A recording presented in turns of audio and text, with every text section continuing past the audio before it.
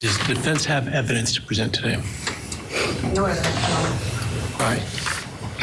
Does the defense wish to make argument today? We do not wish to make arguments. Mr. Kohberger, along with his legal team, is prepared for the court to enter judgment. All right, Mr. Kohberger, you have an opportunity to make a statement if you wish to. I take it you are declining. I respectfully decline. There it is, Bryan Kohberger. He had a chance to address the court and the families that were there at the sentencing hearing, and he respectfully declined and was sent off to prison for the rest of his life. We're getting more details now coming to light about Kohberger and his phone activity after the murders, according to people.com. The quadruple killer called mom multiple times after killing Madison Mogen, Kaylee Goncalves, Xana, Kernodle, and Ethan Chapin. According to a forensic expert, Heather Barnett, she analyzed his phone and his devices. He called his mother at 6:17 a.m. on November 13th, 2022. That's less than 2 hours after the murders. Then again, for 54 minutes at 8:03, when he returned to the crime scene, you remember, in the 9 o'clock hour. He's on the phone with his mom while he's back at the crime scene.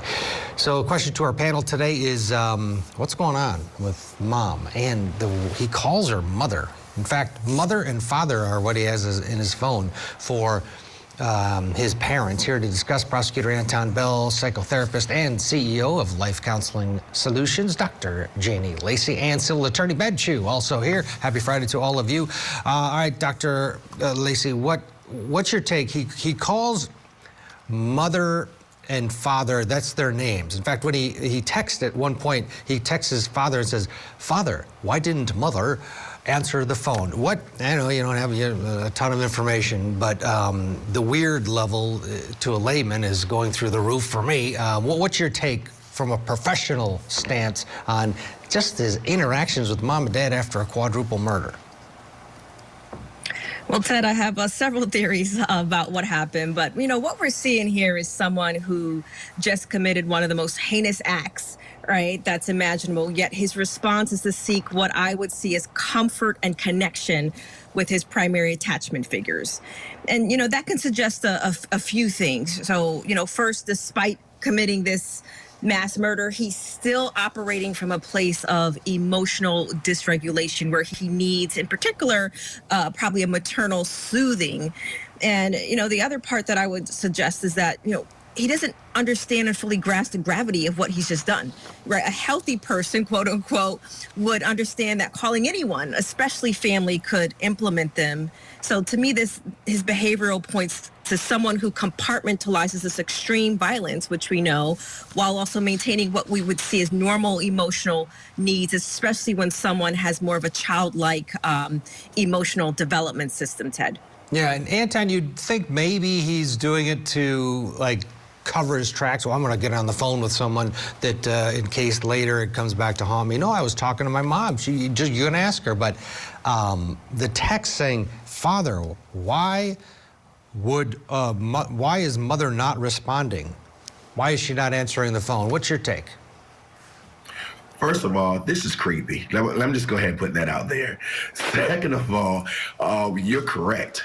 This guy is strategic in some of the things that he's doing, because if you notice also, he turned his phone off during the time frame in which he committed these acts, and his battery was on 100%. So he knows what he's doing concerning certain behavior to kind of cover up or try to minimize what someone may be able to say if they get a lead that he may be the individual that committed this act. So yes, I could see him clearly being able to say, "I was talking to mom. I was talking to dad. I normally talk to mom. I normally talk to dad around this time." And when they did a forensic analysis of his phone, he did talk to his mom quite a bit on a regular basis. So this would be normal behavior.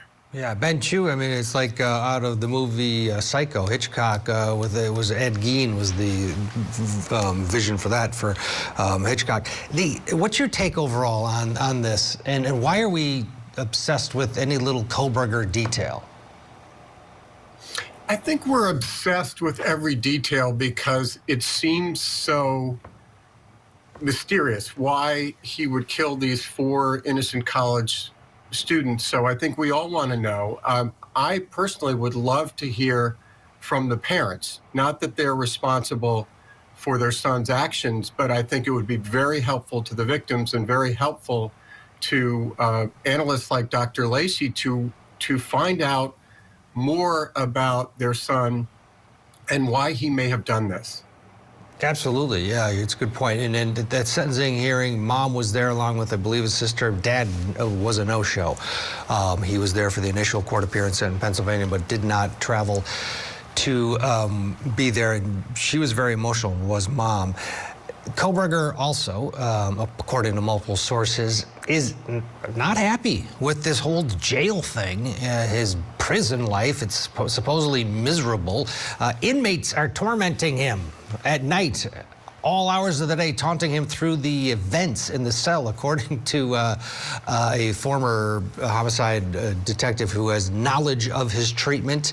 A spokesperson for the Idaho Department of Corrections couldn't confirm the accusations here. I mean, it makes sense, right?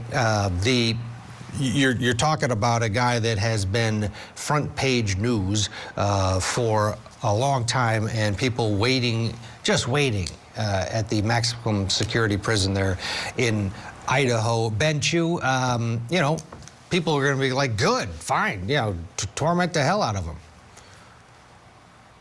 Yeah, I think that's right. He's not going to find a lot of sympathy in any quarters, but obviously the prison's going to have to adhere to its standards, and to the extent that he needs physical protection, at least, I'm sure they'll do that. As far as baiting from the other inmates, I'm not sure what, if anything, they can really do about that other than put him in solitary confinement. But again, very little sympathy for him.